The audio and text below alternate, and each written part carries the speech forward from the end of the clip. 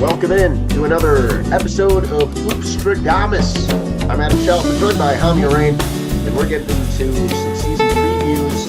Hard to believe that the NBA is, 10 days away? When's it start? The 22nd? Yeah, literally 10 days away.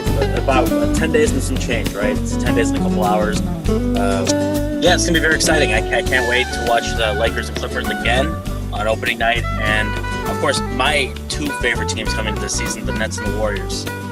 Interesting.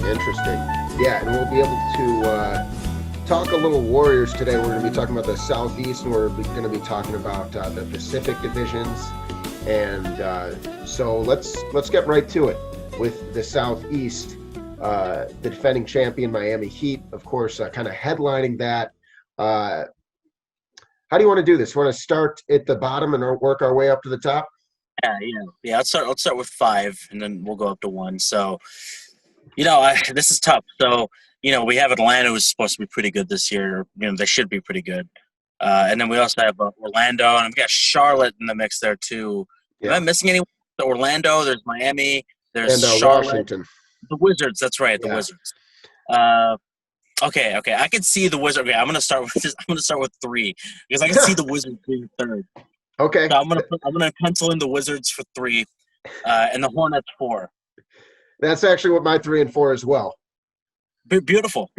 So 5. Off to a strange start here. Yeah. Well, that means 5 wouldn't be the Hawks. It wouldn't be the Heat. It would be the other team that we forgot.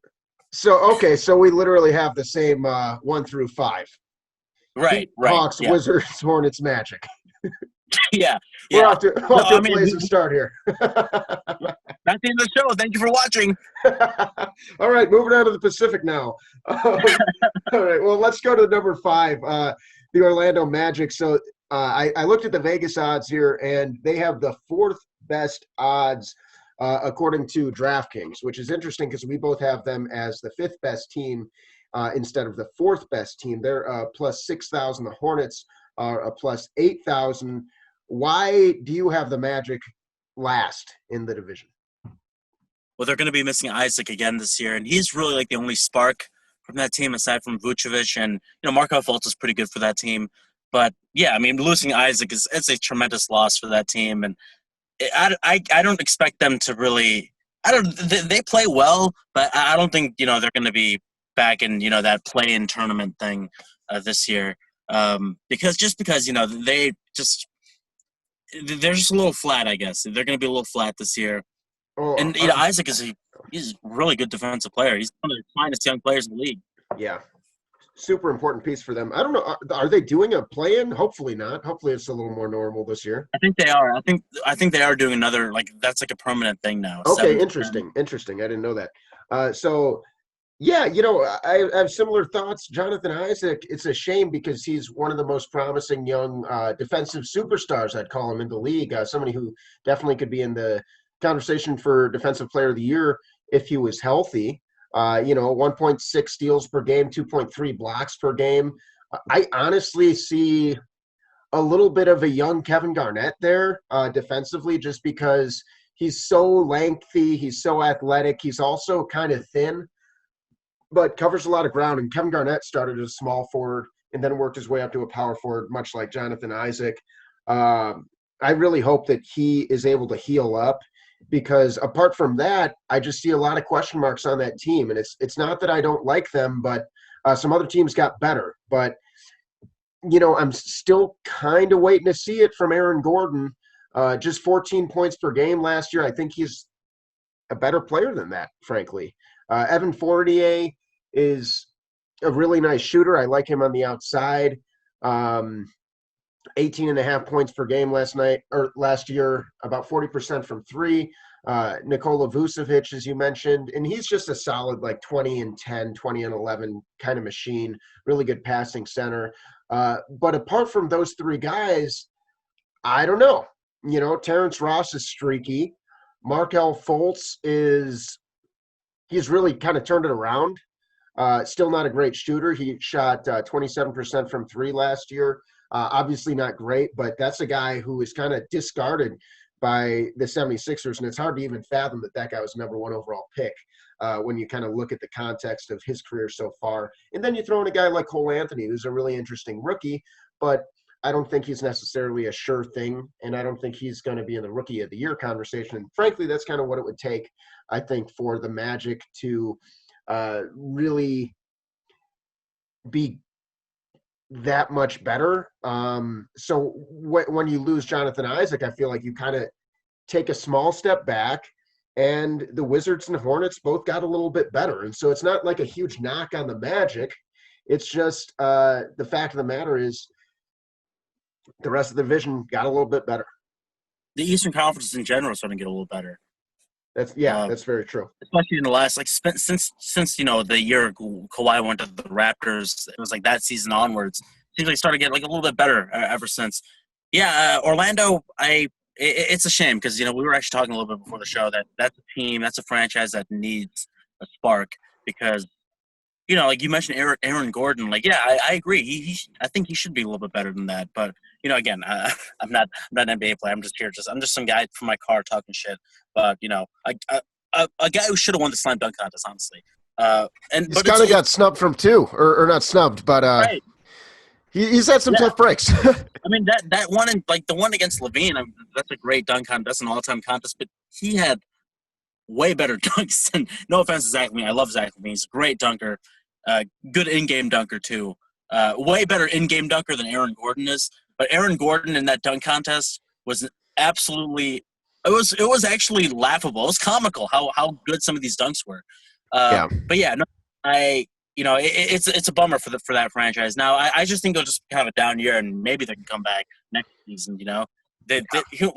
Maybe they'll end up being like the new Indiana Pacers. They'll be like a middling and below kind of playoff team, like they were in the last two seasons. What's the deal with Mo Bamba too? He is at least hurt right now, and he's been kind of a disappointment. He has got some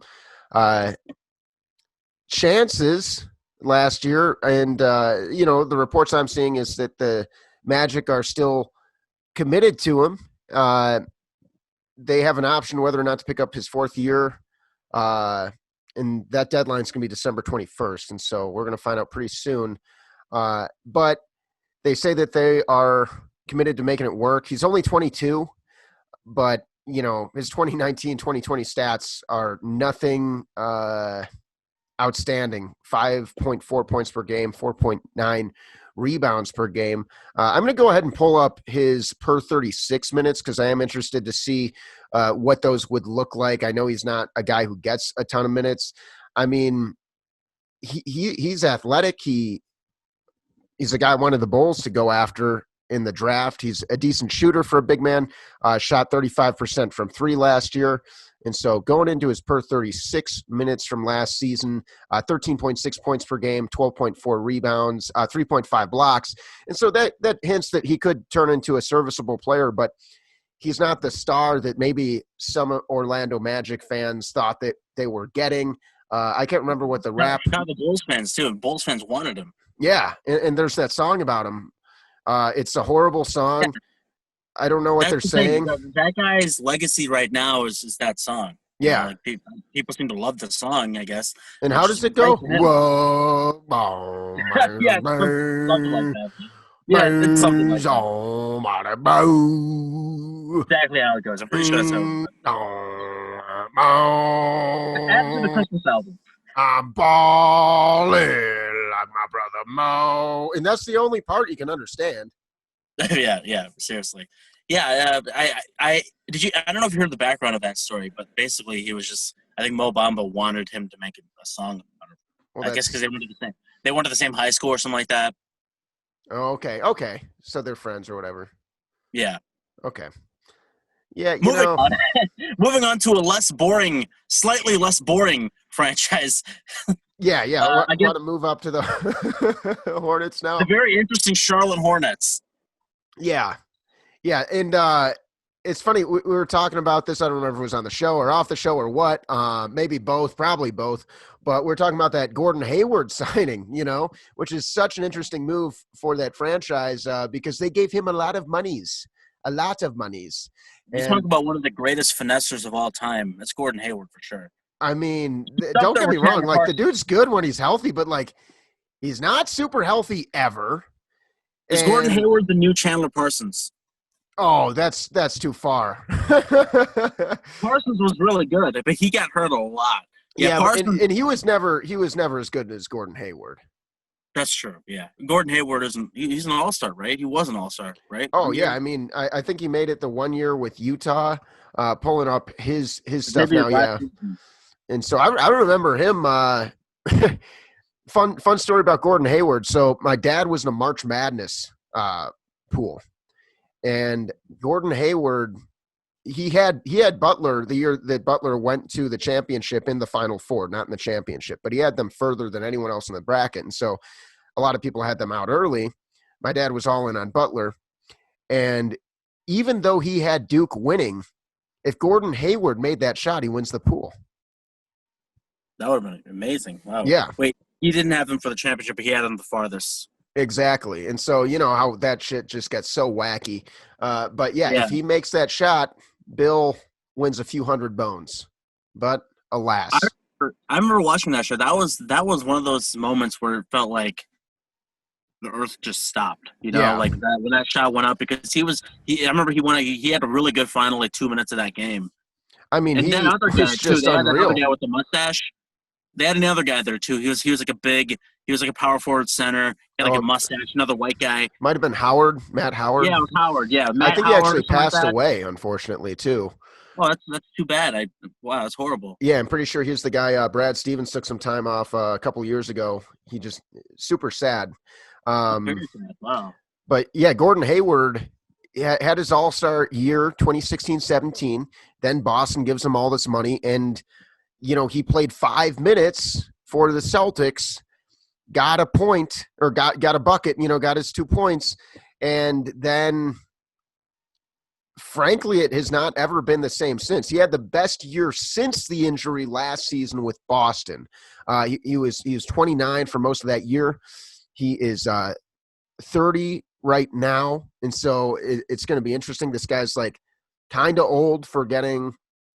I think he's like on a 4-year deal. I'll pull up those numbers. Yeah, I was going to ask that. Is it 4 or 5 years? Because if it's, I mean, even then, it's not a great look. But honestly, it could be worse. Yeah, and like we said before, it makes sense now. You know, yeah. So it's 1, 2, 3, 4 years. Yeah. So the Hornets don't have the luxury of, let's say, being a team like the Toronto Raptors, who might just be Just get Giannis, bro. Just get Giannis. yeah, right. But yeah, I mean the Hornets, they're in a let's make the playoffs mode, not let's win a championship mode. And so they have to pay more, I think, than a team that's a piece away from being a legitimate contender. Like the easy look here is, Montrezl Harrell signing with the Lakers. He probably could have gotten more money somewhere else. But, I mean, why wouldn't you want to try to go win a championship, right? But they're paying a premium, and it's kind of a risk, but it does put them at least above the Magic in our eyes.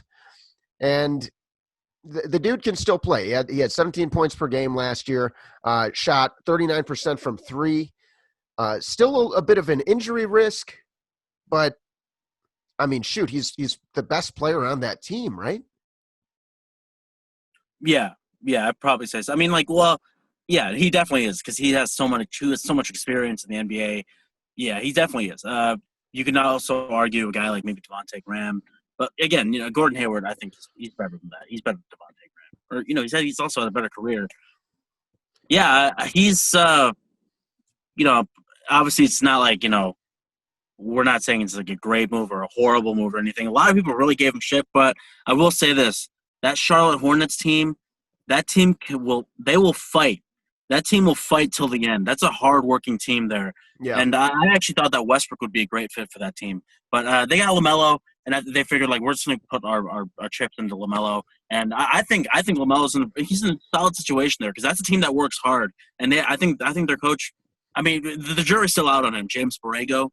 The jury's out on him still because, he hasn't really had a great team around him. I don't know if he was the coach when Kemba was in his last playoff run with the Hornets where maybe they lost in the first round. But I don't know. I mean, it could have been Clifford. Yeah, it's all. It But yeah, all I don't is a know. bit of Like, a blur there. And yeah, really, frankly, because they're not a they've team. gone through. They're not a team we pay No one super remembers close them. Yeah, attention to. they're pretty. Right, yeah, yeah. No one really pays attention to them. But I do remember last season, people going into the season last season, 2019, 2020, everyone was shitting on Charlotte, that because they look at the roster construction and you're like, oh, they have a bunch of young guys. They're tanking hard. They're going to be like the Sixers. They're going to be worse than the Sixers.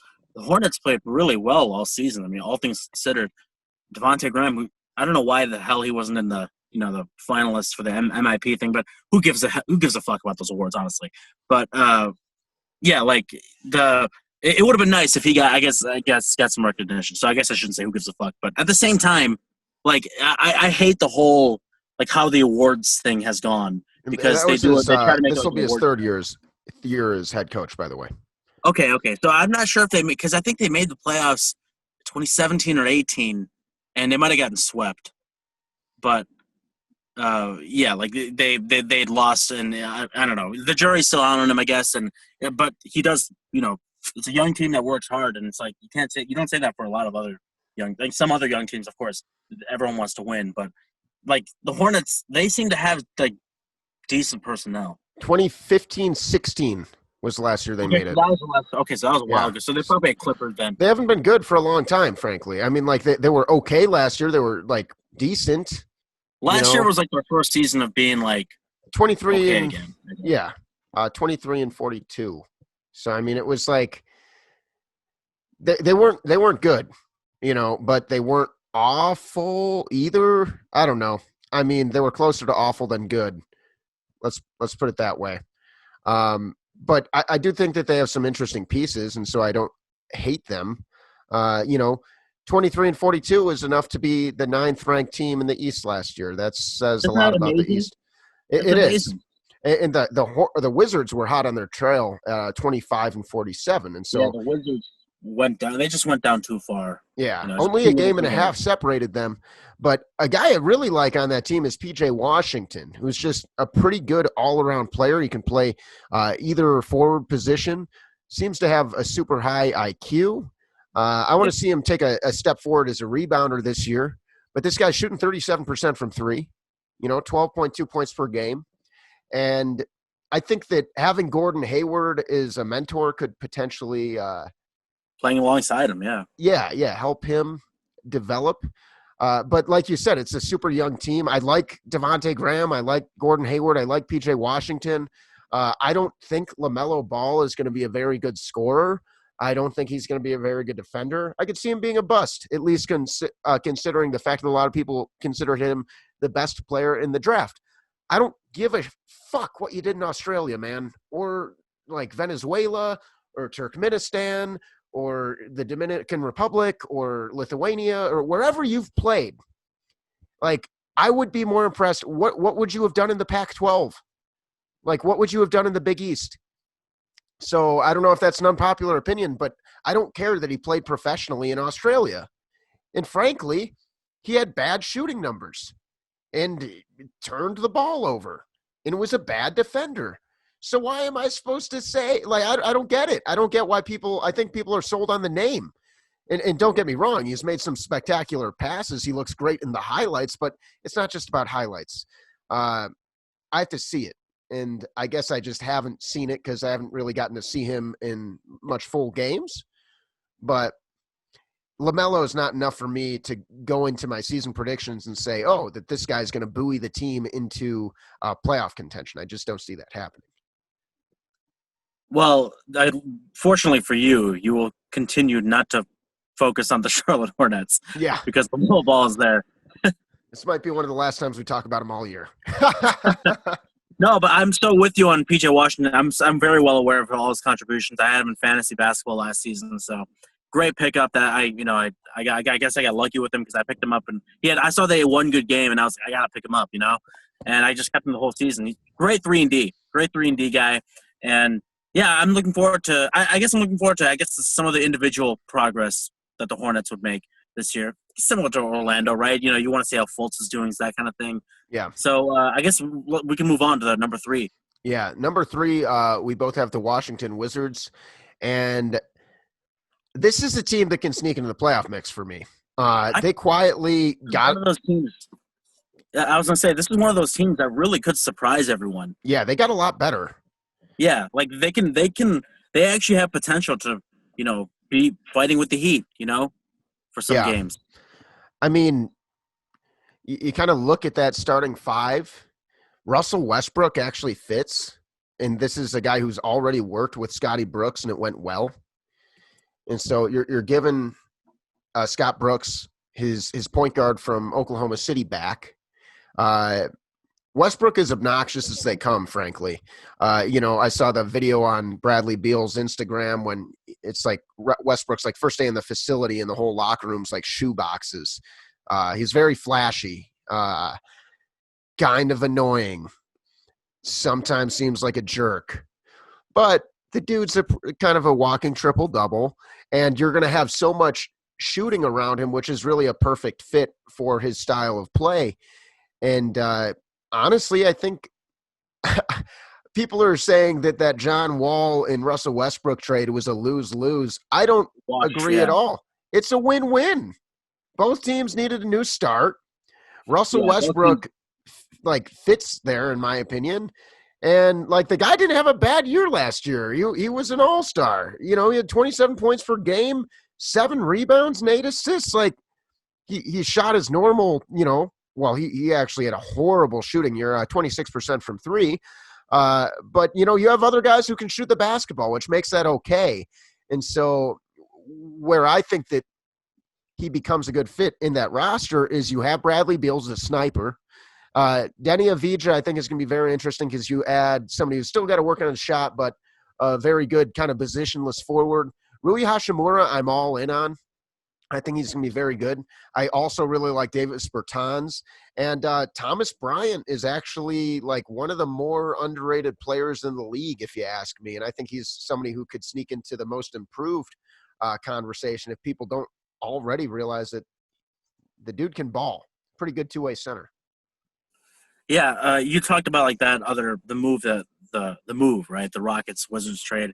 Yeah. Those are 2 stars who really could have used a change of scenery, and it's going to work out. I think it's going to work out well for the Rockets too, and for Westbrook especially. And Beal I think he will benefit from a guy like Westbrook as well, because Westbrook does defer a lot.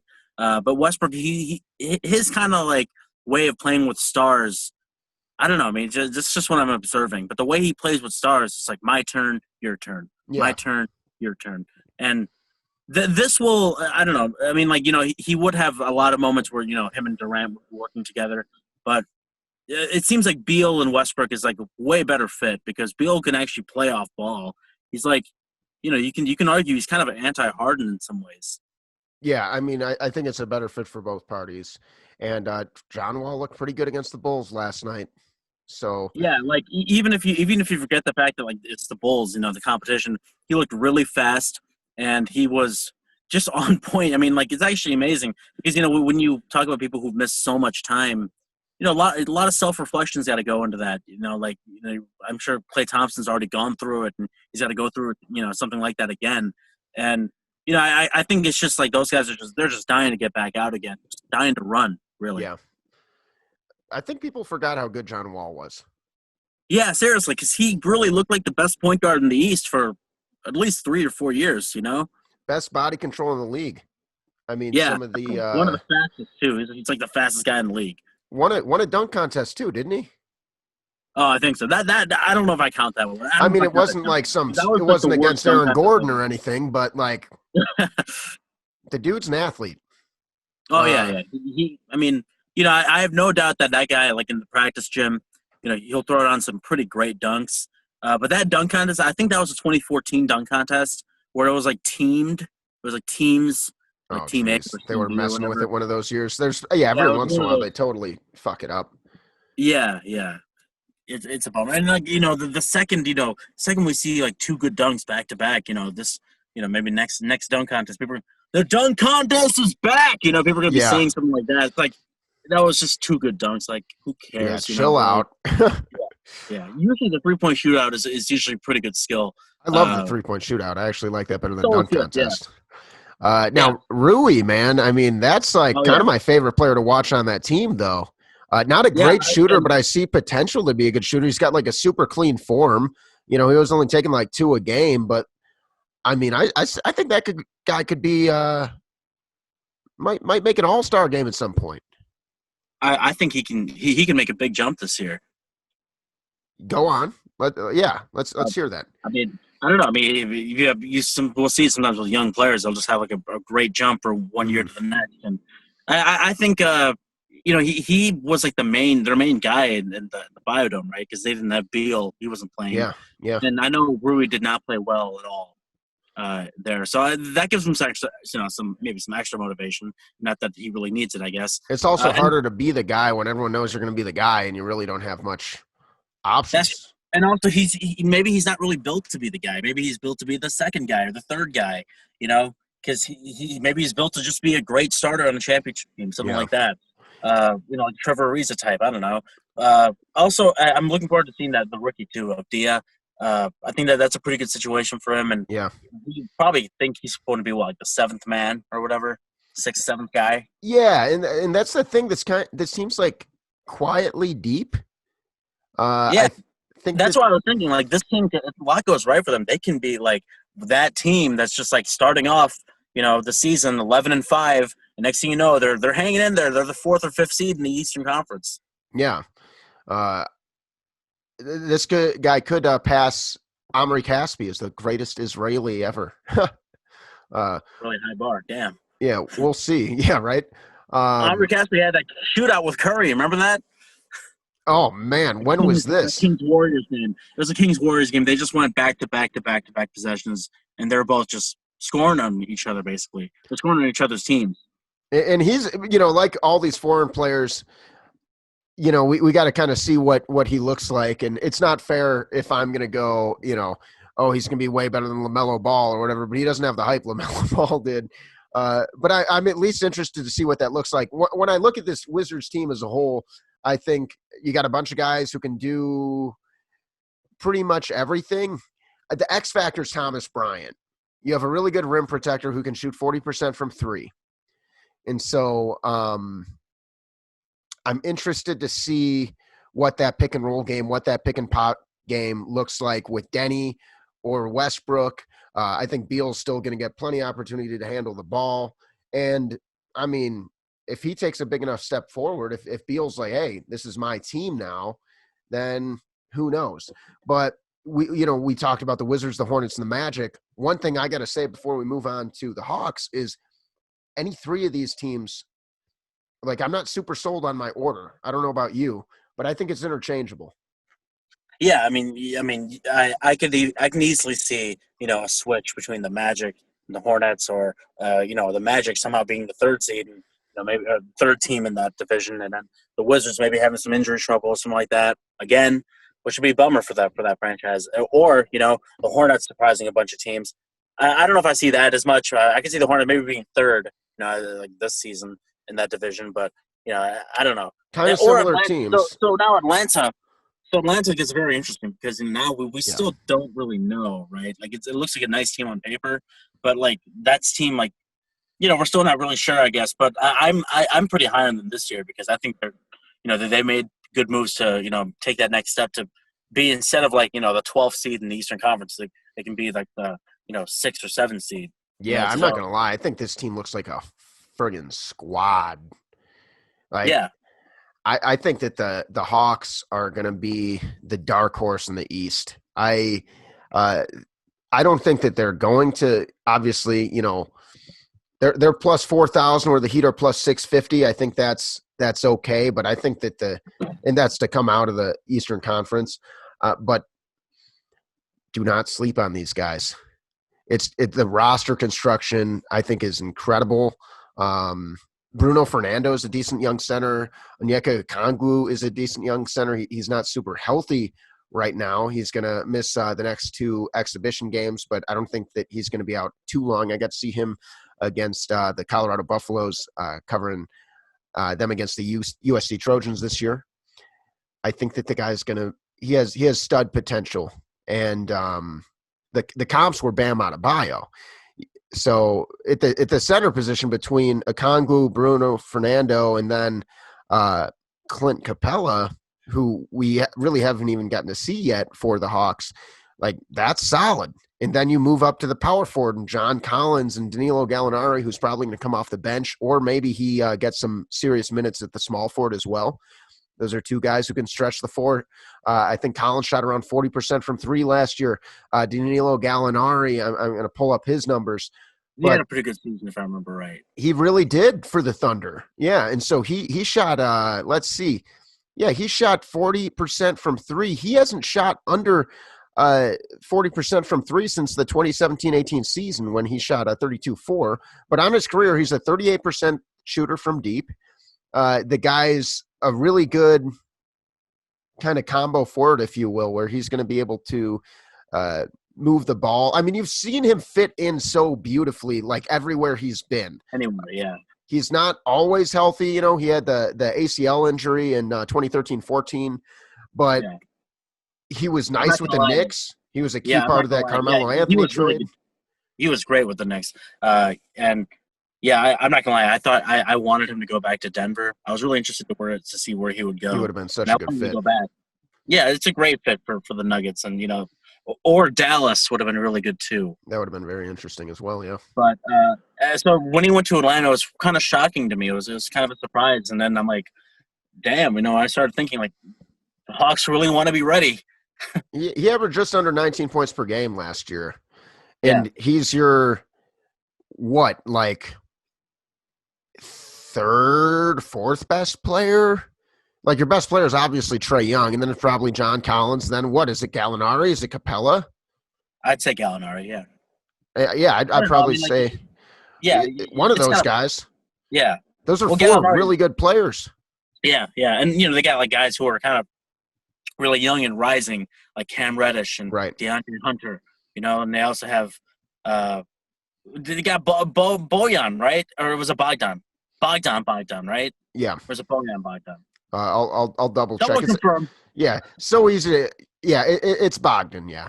Bogdan, because he's from the Kings. I forgot about that. I forgot the Kings have Bogdan. We'll talk about them a little bit later. But that was like a nice pivot, right, from him. Mm-hmm. I mean, he's a perfect fit, right? Yeah, You're just going to go to Milwaukee. Then he did like the little Euro step to Atlanta. So.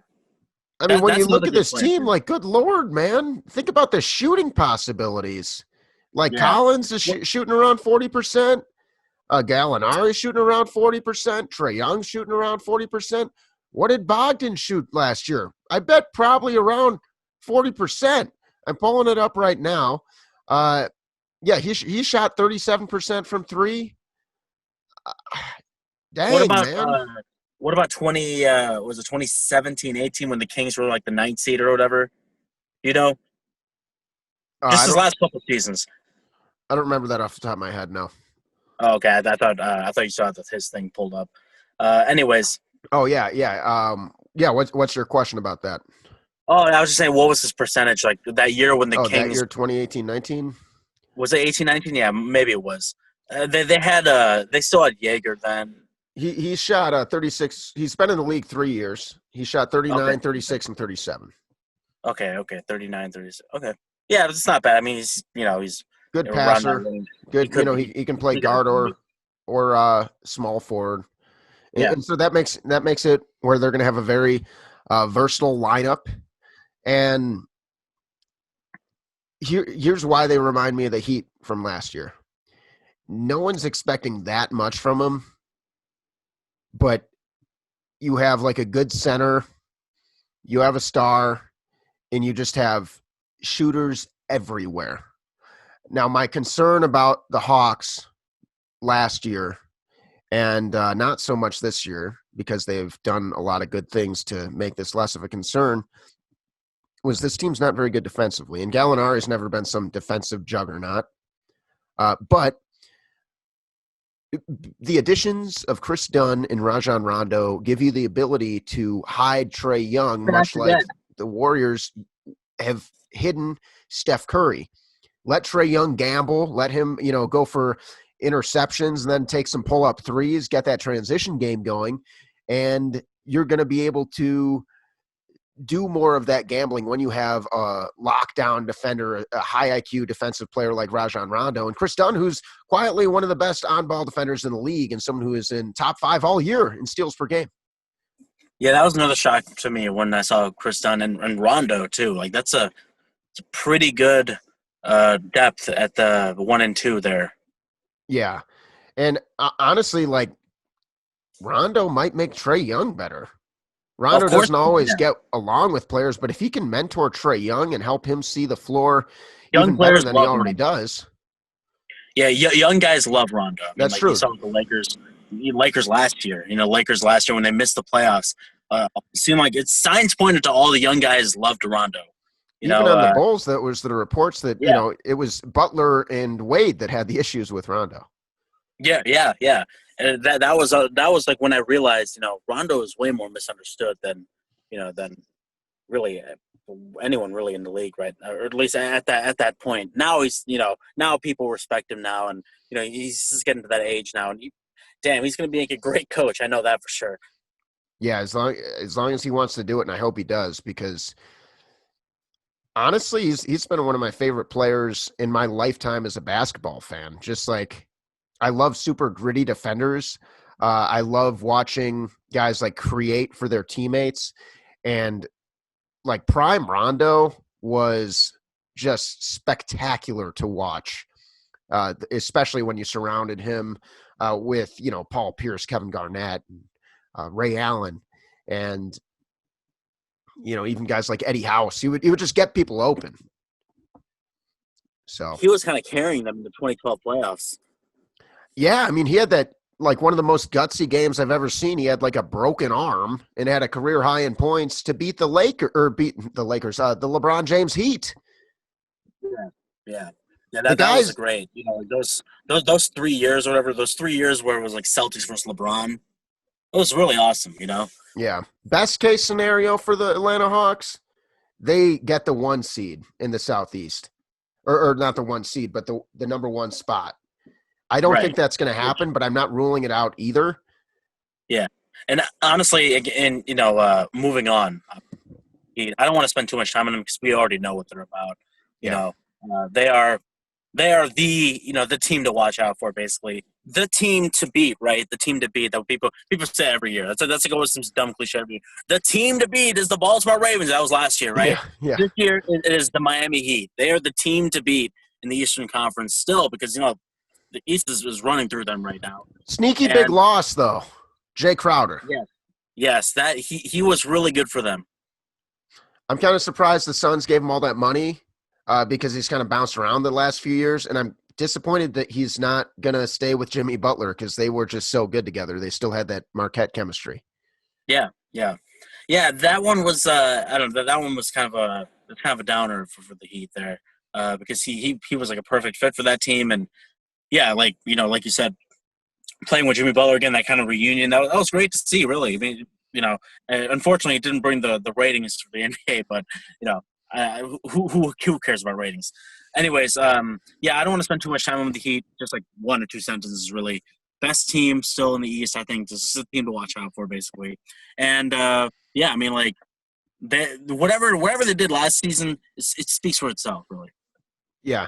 I'll just say a few things, and then let's make this a part 1, and then we'll start another one for the Pacific here. But I mean, Kendrick Nunn, hopefully he can continue to get better. Goran Dragic is staying. That's huge for them. There was a lot of talk about, a lot of teams wanted to poach him. And then Tyler Hero, is he going to be in the All-Star conversation? We'll see. I mean, the guy came alive late last year, and the sneer or whatever he did, that Tyler Hero face he did, that just went viral. But I mean, that's like kind of encapsulates him as a player. Like, he's got a stupid amount of swagger. The dude shot 39% from 3 last season. Got hot as hell in the playoffs.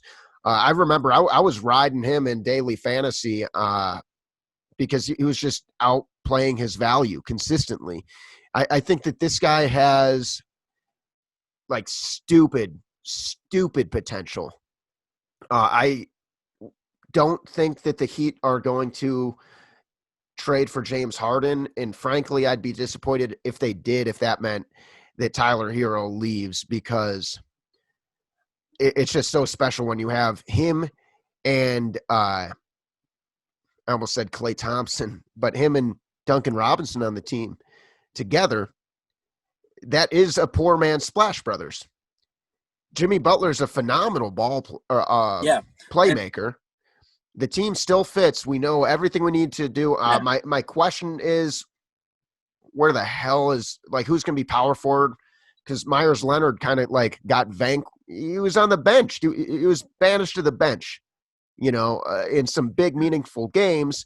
And so it's going to slow them down, not having Jay Crowder on the floor. And that's going to be the stronghold if the Atlanta Hawks do make a push and wind up being the number one team in this division. I'm not saying that's going to happen, but if that does happen, that's how it happens. Yeah, and the Heat are a very, they're a very angry team. They play angrily, and they play with a lot of attitude. They're an attitude team. Yeah. So, Pat Riley team. They're definitely a Pat Riley team. So they're hearing all this, all this stupid talk about, it was a fluke and that kind of stuff, and they're going to come back and they're going to try to start the season 25-0. That's what they're going to try to do. Yeah, and you know what I think is bullshit, frankly. This is the team that came out of the East. The Bucks have better odds, the Celtics have better odds, and the Nets have better odds. Now, I get the Nets and the Bucks. They're like borderline super teams, but the Heat beat the shit out of the Celtics, and they just lost one of their best players. It's not like they got so much better. It's not like the Celtics got so much better. They both kind of plateaued in the offseason. The Celtics maybe got marginally more balanced by adding Tristan Thompson, but you lost Gordon Hayward. I mean, I think it's egregious to say that the Celtics are a better team than the Heat right now. So I'm not buying that at all. The Celtics are a plus 550 to come out of the East. The Heat are a plus 650. Between the two teams, Jimmy Butler is the best player. Sorry, Jason Tatum. I think Jason Tatum's really good, and maybe that changes this year, but I just don't see. Close, I just don't. I don't know, man. People gotta what do the Heat have to do? They already went to the championship and played the Lakers pretty damn well. Would you say Bam is second best player? Yeah. The best second option, I should say. The best second option among those two teams. Right? Bam's a superstar. Bam ate the Celtics alive. Yeah. Oh, man, that block. Oh, my goodness. That was one of the great plays you'll ever see, and it's a shame no fans were there. I think that would have been a Celtics home game. I don't know. Who knows what it would have been. Tears. That would have been crazy. But if it was a Heat home game, that would have been very, very hype on its own as well. Yeah, I mean, one thing I miss about Miami Heat is that they used to do every playoff game they'd have a whiteout, right? Yeah, that was cool. That was cool, but they did a blackout one year. And I think blackouts just look great on TV and stuff like that. Just everyone wearing black in the stands. I think in 2009 playoffs, when Wade was at his peak, I'd say his prime, his peak, they had a blackout. And I don't know, they probably would have had that because, they had said something like back in black or whatever. That was their slogan last year in the playoffs. So that would have been cool if only there were fans in the arena for the playoffs. It would have been nice to see. But. Yeah, we'll see when that happens. All right, well, let's cut this one off, and we'll come right back for part 2 of this. As always, Evan Buttress, our guy, check him out, Wax Cowboy. He made our logo. If you're watching the video, here we go. That's some of our Christmas artwork. You're getting a first look at that. More of that to come. I won't do any spoilers though, but we got plenty of Christmas surprises under the tree this year. And so anyway, we will be right back with. Are those surprises similar to those those surprises in 2K21 where you can just get a woman with no shirt on or whatever, just boobs just sitting out there? Is it like that? Oh yeah, we were talking about that. Yeah, they're boobs in 2K21. I don't know what the deal is. Who is this game, man? I don't even know. I mean, I remember you telling me that I don't own this game, but it's blasphemous to me. I don't know. You never really see that in the video game, I guess. That kind of fucking. I mean, it's people uploading content, right? Yeah, I guess so. Just like us. Yeah. And we're not going to upload any boobs. Not today, anyway. But we will upload this episode. We'll be right back. Part 2 of the Hoopstradamus podcast. We're going to be talking about the Pacific. Don't go anywhere. I guess you can't because it's a podcast. We'll be right back.